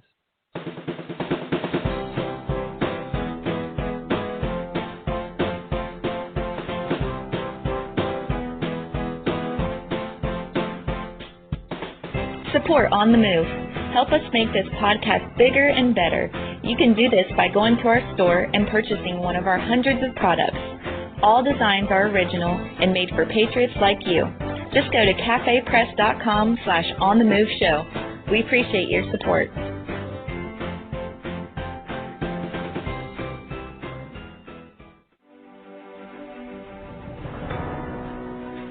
Hi, I'm Latasha Worley, and I work with candidates to creatively and effectively communicate their message to voters. I offer professional graphic design services, from yard signs to flyers, from logos to vehicle magnets. Email me today at latashaworley@gmail.com.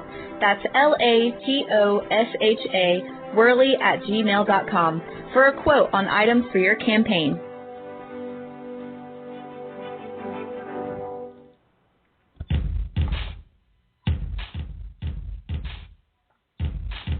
It's time for the Mack Attack!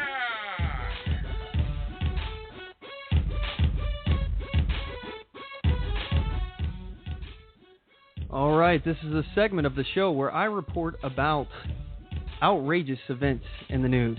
If you want to join the conversation, you can give us a call at 619-924-0986, or you can email the show at talk@onthemoveshow.com. I want to comment before I get on this on what Andrew said in regards to illegal immigration. You never know what you're going to get.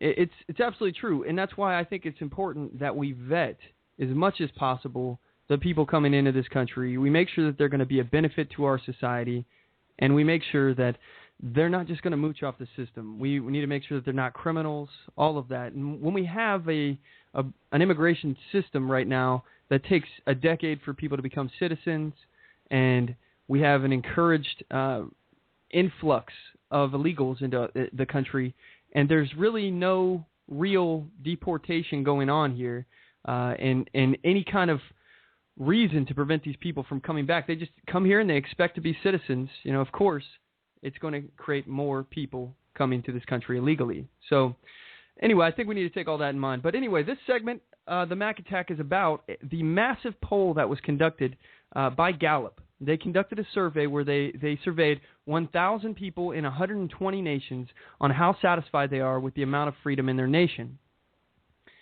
So where did America rank in this poll? You would assume that we would be at least top 5, top 10, something like that, right? No, we were not. Well, what were we? We were ranked 36th this year. 36th. Really? Think about this, everyone. We're supposed to be the land of the free, and we're ranked 36th. We didn't even make the top 35. freest feeling countries in the world, only 79% of Americans right now are currently satisfied with the freedoms that they enjoy. 79%. This is down from 91% in 2006 when they last conducted this poll. So what changed? You know, Gallup cited economic concerns as one reason for the decline, but they also alluded to governmental corruption as a factor. And you know, I've heard a lot of commentary throughout this week that, you know, people are blaming the Obama administration, and rightly they should. You know, this is an obvious conclusion that I've come to and that everyone has come to. And, of course, this president is responsible for eroding our freedoms and walking all over the Constitution. He said he's got a pen and a phone. He's just going to do whatever he wants. He's going to act unilaterally without Congress. You know, these are things that disturb people like you and me and, you know, other radio hosts, broadcasters out there like me that have been screaming this stuff for years. And let's just talk about some of the scandals, just a little bit. We're just going to touch on them, okay? The IRS scandal, where they were using this governmental organization to target conservative political organizations. Now, somehow, these emails are missing. Oh, yeah, and 7 hard drives have crashed. So, you know, they don't want us to think that it's a conspiracy theory. They call it not a conspiracy theory, you know, and they're making fun of us calling the tinfoil hat community. You know what? This is bullcrap. You want us to believe that this is some, you know, pure accident that happened.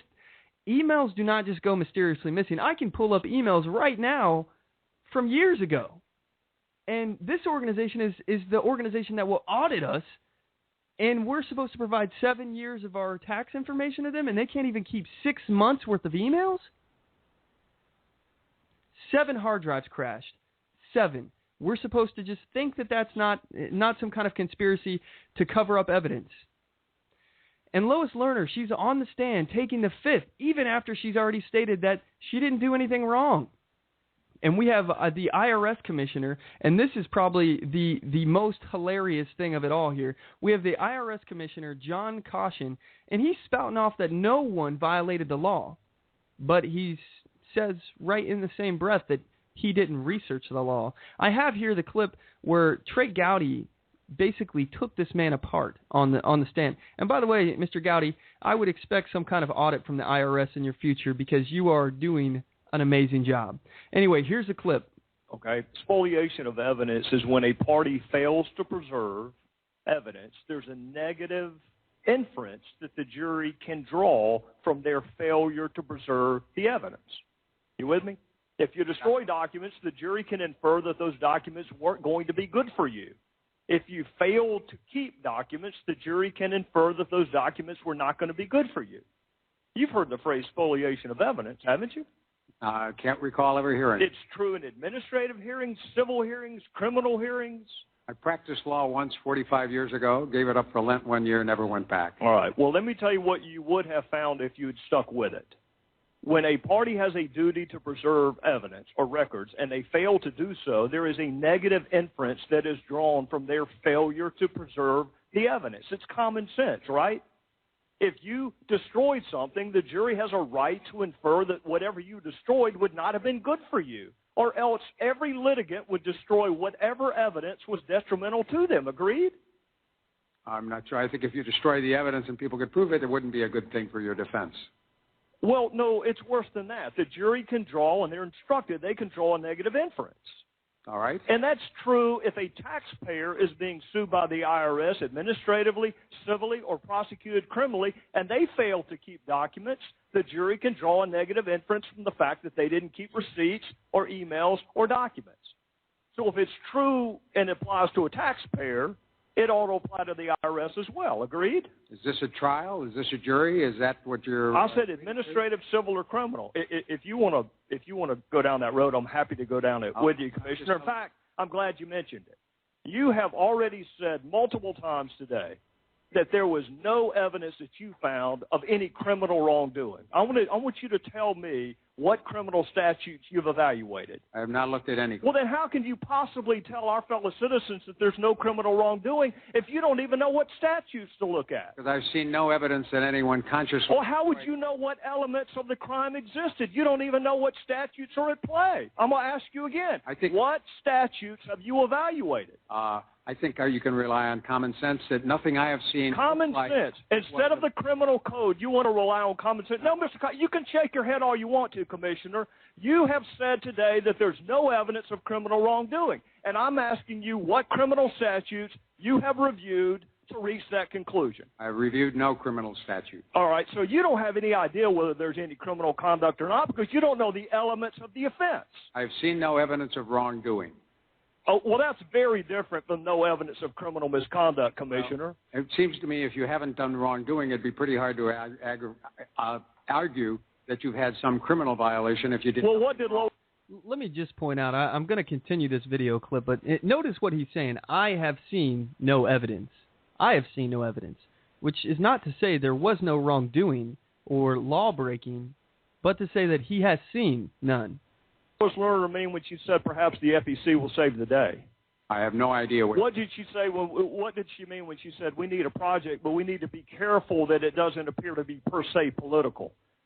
You don't think that's a potential violation of 18242? I have no idea if it... Because you haven't looked at 18242, and you don't have any idea, Commissioner. You don't have any idea whether there's any criminal wrongdoing or not. With regard to the production of the evidence, the production of Lois Lerner emails, I have seen no evidence of wrongdoing. What else? If there were, that would be a separate criminal offense. What else went on with Lois Lerner? I said in the past. So what you're saying is you don't have any idea whether she engaged in criminal wrongdoing. You're just saying that you did not engage in any with respect to the email. I haven't seen any wrongdoing with regard to the production of Lois Lerner emails. But you are not saying there was no criminal wrongdoing with respect to the targeting of conservative groups. I want to be very clear. You're not saying that. I've made no judgments. So you disagree with the president when he says there's not a smidgen of corruption. There are people who have been making judgments both sides about whether there were... And you know what? I'm not one of those. I'm just simply saying we will never know because you didn't keep the evidence. The evidence was spoliated. And whether it's negligent, whether it's intentional, whether it's reckless, we still don't have the evidence, Commissioner. Well, you have the evidence that there is no emails from the White House. You have all of the Treasury emails. So the basic premise that this was an argument in a conspiracy driven by the White House does not... No, sir, you're wrong about that. You're wrong about that. That you're repeating a talking point from our colleagues on the other side that we're obsessed with the White House. It was Jay Carney who perpetuated the myth that it was 2 rogue agents in Ohio. It wasn't any of us. Was that accurate? Was that first initial line of defense that this is just 2 rogue agents in Ohio? Was that accurate, Commissioner? Not that I know of. All right, so that wasn't accurate, and that came from the White House. Who said there's not a smidgen of corruption? Who said that, Commissioner? My understanding is that was the president. It was the president. So that's Jay Carney and the president both inserting themselves into the IRS scandal. And you want to blame us for bringing the White House into it? I haven't blamed you at all. You just did, Commissioner. You just did. Well, it's a good argument. All I said was the White House has revealed there were no Lois Lerner emails. Treasury has given you all of their emails. So to the extent that the argument was that Lois Lerner was conspiring and emailing back and forth, thus far I haven't seen any. But you can be engaged in a conspiracy that doesn't include the White House. Gentlemen. Good. Time's up. Right. Thank you, sir. Talk about Saved by the Bell. You know, that guy was just getting hemmed up over and over again. And you know, I just have to point out the audacity of this organization to come after us for our records. But they don't keep their own records. They're not keeping emails from 6 months ago. It can't possibly be that difficult to do. I'm telling you right now, I can pull up emails from years ago on my Gmail account right now. I can pull up emails from the creation of that account. Is that difficult? We fund this organization. Our taxpayer money goes into this. And this is the big difference between, you know, the private sector and the governmental sector, okay? If the governmental sector fails, they throw more money at it. If the private sector fails, then it's looked at a lot differently. In fact, in a lot of cases, if a private company fails, it's out of business. If it fails to meet expectations, it's out of business. So why are we pumping more money into an organization that is already, first of all, politically targeting people, but secondly, not doing what we, the people, expect it to do? I'd also like to point out another scandal here. We'll move forward. I want to talk about Operation Fast and Furious. And in my opinion, Operation Fast and Furious was a false flag operation. And let me explain what false flag is. It's when you do something, or the government does something, to create a situation in which you basically have a scapegoat for more control or more governmental power, okay? So I think Operation Fast and Furious the whole purpose was to traffic guns across the border in an attempt to show that American guns were causing the violence in Mexico. And I think this was a broader attempt to restrict American rights here at home. It ultimately blew up in their face when whistleblowers had enough. Border Agent Brian Terry, he was killed at one of these places with these weapons, and it also should be noted that these firearms are responsible for killing hundreds of Mexicans. President Obama claimed executive privilege on these documents that were subpoenaed, and then extended that privilege to Attorney General Eric Holder. This is only supposed to be done when those documents could be harmful to national security. How in the world is this going to be harmful to national security? I think this goes on to what Trey Gowdy was referring to, where if you don't provide evidence, if you fail to preserve evidence, or you try to hide the evidence, then the jury should be able to come to conclusions that something in that evidence is going to be harmful to you. And I think that's what we need to do here in this case. Obviously, this evidence will be harmful to Attorney General Eric Holder, because it will prove that he was in collusion with the Obama administration for this purpose. This is just my opinion. But let's go back to the polls. These are just a couple of the scandals. And you can see how the Obama administration has negatively affected our freedoms. In this Gallup poll, 71% are happy with the amount of freedoms that we enjoy, which means 21% are unhappy, which is a huge difference between the 9% that were unhappy in 2006. But let's look. What freedoms have we actually lost? What's going on? What's changed here? We no longer own property. Property is not ours. We are simply renting it now. And with that said, let's look at property. We pay yearly tax on it. All right, and it's no different than rent, really. Try not paying your property tax, and see if they don't come evict you. If you truly own something, you wouldn't have to pay anyone for the right to keep it once it was totally paid off. And as far as what you can do with your property, we no longer have that freedom either. We're confined with restrictions from federal, state, and local governments, and we have to ask for permission on what we can build on our own land or how we can use it. This is just like if you were renting. You couldn't make alterations to your rental property without consent from the landlord. This is the exact same situation. So what else have we lost? What other freedoms have we lost? Let's look at free speech. There are now abortion clinic buffer zones where you have to be 35 feet away from an abortion clinic before you can talk to people. You can have these street counselors talking to people about abortion.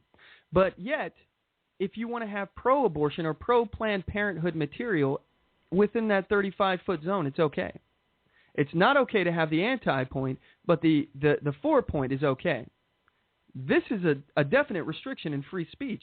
Now, you may or may not agree with the abortion protests that are going on out there, but the point is that they have a right to be there, especially if the other side has a right to be there as well.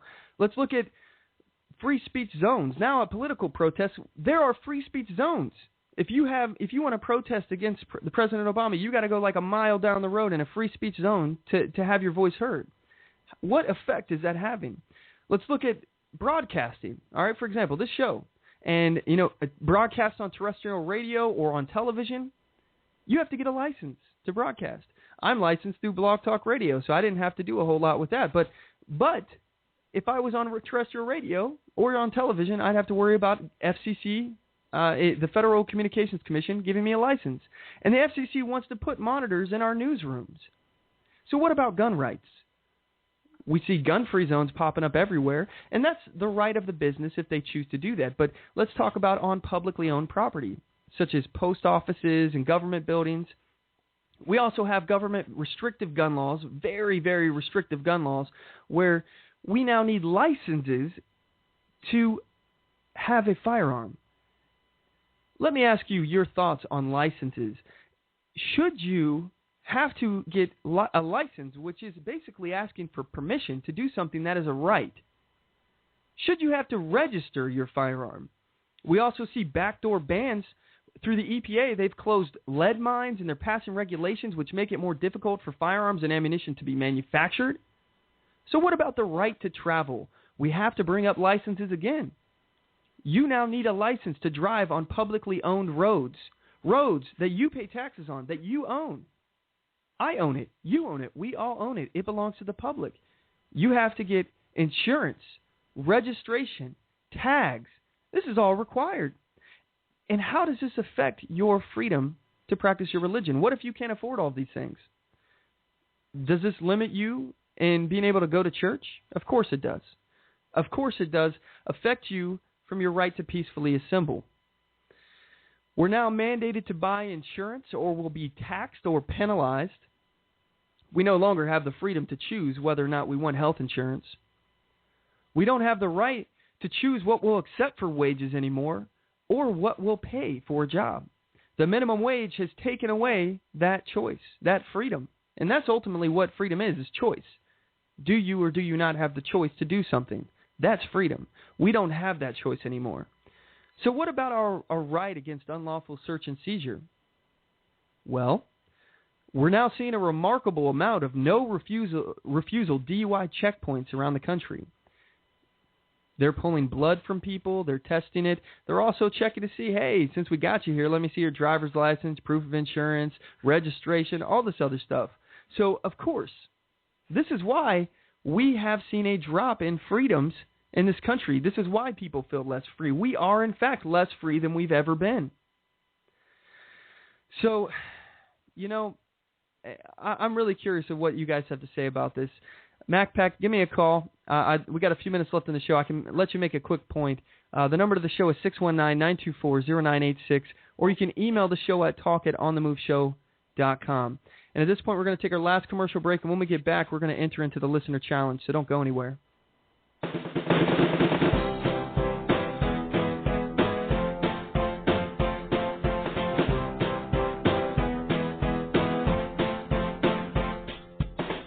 Support On The Move.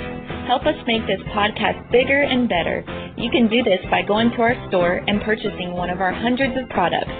All designs are original and made for patriots like you. Just go to cafepress.com/onthemoveshow. We appreciate your support.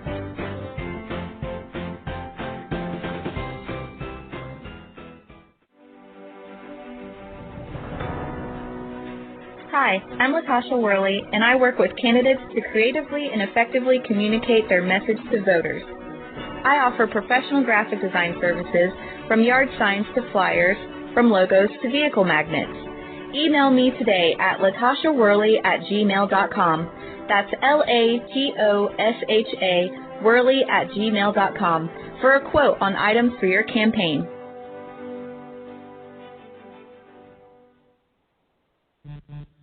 I challenge you to a duel. Did you hear that? Sounds like it's time for a challenge. Listener challenge. Listener challenge. Listener challenge. All right, this is the segment of the show where I challenge you to a challenge. So listen up, Mack.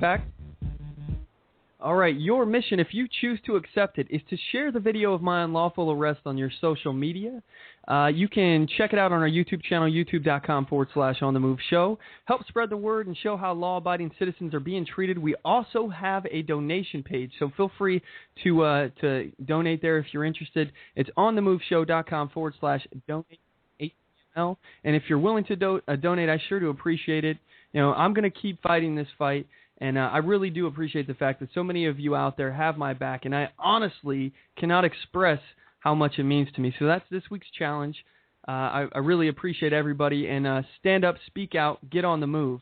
And, with that said, I want to thank our guests on the show today, Alan Acosta and his friend Dan Kay, for joining us. And I want to thank you guys, the members of the Mack Pack, for tuning in week after week. You guys are the reason why I do this. So thank you so much. And don't forget to check us out at OnTheMoveShow.com, here at blogtalkradio.com/OnTheMoveShow, Facebook.com/OnTheMoveShow, YouTube.com/OnTheMoveShow, and Twitter.com/OnTheMoveShow. And as always, know your right, assert your right, and get on the move.